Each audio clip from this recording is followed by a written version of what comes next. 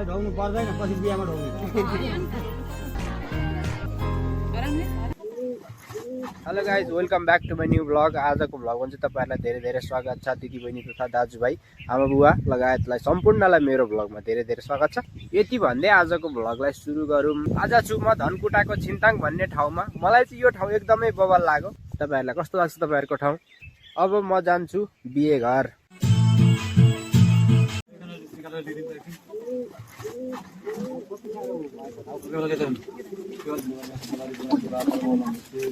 Finally होइन, जन्तीहरू चाहिँ आइसकेर छन् कि जन्तीहरू आएको थाहै पत्तो पाइएन। सो मैले चाहिँ लुगा लगाएको थिइनँ, बिहानै झरेको थिएँ दही लिएर। अब चाहिँ म लुगा लगाउन जानेछु।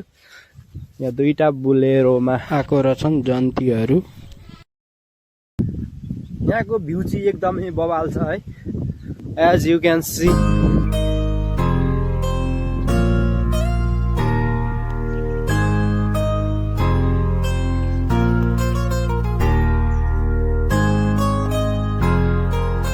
म चाहिँ फाइनली गाइस तयार भइसकेँ। एउटा कुरो चाहिँ छुट्यो के गाइस, मैले ढाका टोपी लाउन बिर्सेँ, सरी ल्याउन छुटाएँ। अनि हातमा घडी ल्याउन छुटाएँ। कतै मलाई देखेर झुक्किने हुन् कि जन्तीहरू बेहुलाको न भनेर।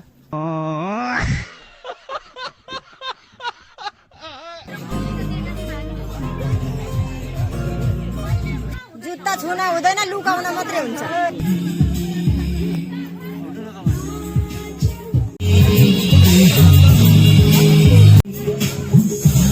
यहाँ चाहिँ जन्तीलाई खाना खुवाउन तयारी गरिरहेछ। यता चाहिँ बेहुलीसँग फोटो खिच्न।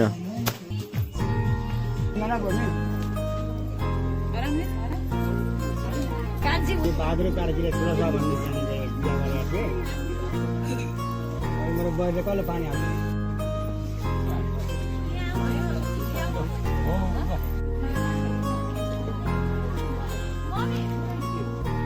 कति जान्छ?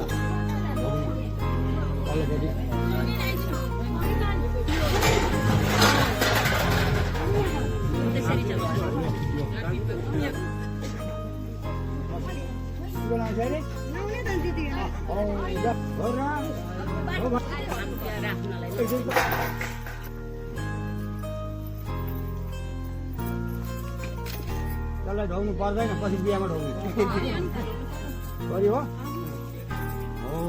सक्यो होइन? मजाले धोए भिनाजुको। बाउको साथ फेरि अब तिनपल्ट एकपल्ट खा। अब एकपल्ट खा। हो हात धो पछि दिदीको धो। अब त्यसै तिनपल्ट पानी हाले भाइ।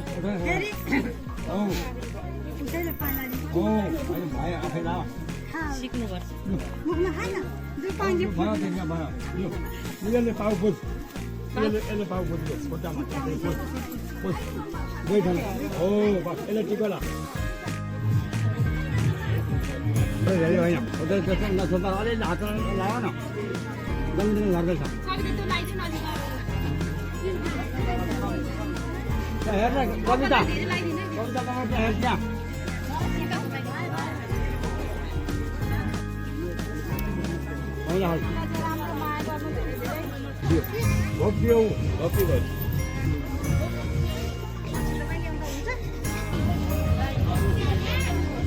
अब चाहिँ कन्यादान दिने बेला भइसकेको छ।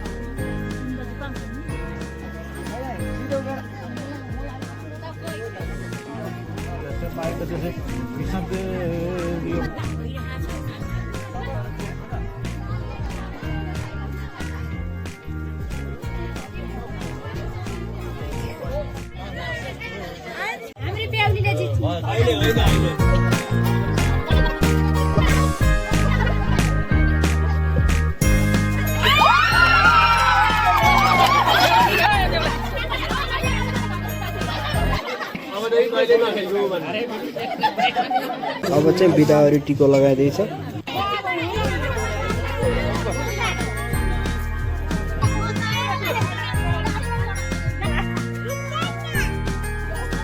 पूजा गर्न नि बेहुलीले जित्ने जस्तो छ।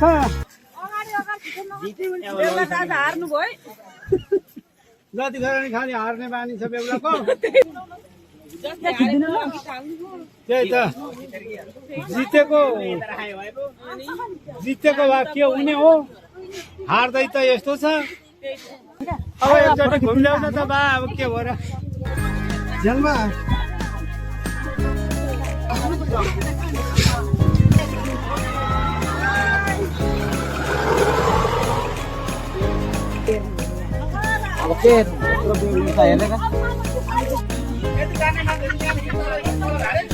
आजको भिडियो चाहिँ समाप्त भइसकेको छ है।